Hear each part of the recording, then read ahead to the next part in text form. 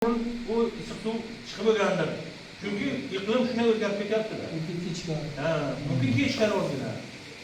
Shuning uchun mana sizlarga iltimos, hozir mana konditsioner. Ana kecha mana o'zim ishimni bitta xolodilnikni tek nimasi bir vaqtning o'zida bir marta qushlik o'chib yongan vaqtida kuydi, morozniki. 210 ming so'm, 220 ming so'mning magazinda stabilizator degan narsa bor. Hozir kichkinaroq qulaygina chiqqan stabilizator, shundan olib qo'yish kerak.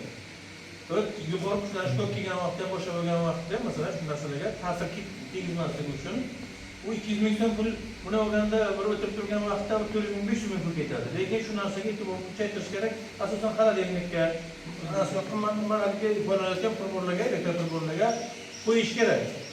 Oldin bizlarda bo'lsa nima katta qora stabilizatorlar bo'lardi. Ko'pni bir xil 220 olib berish uchun.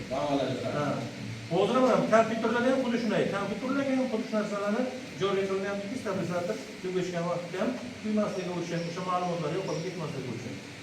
Uyda ham ko'ryapsizlar, favqulodda vaziyatlar vazirligi e'lon beryapti. Joylarga, masalan, ijtimoiy tarmoqda chiqyapti, yong'in ko'p bo'lyapti.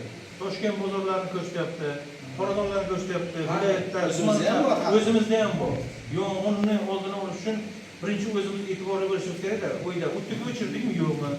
Keraksiz priborlarni o'chirdikmi, yo'qmi? Shularni bir ko'rishimiz kerak-da.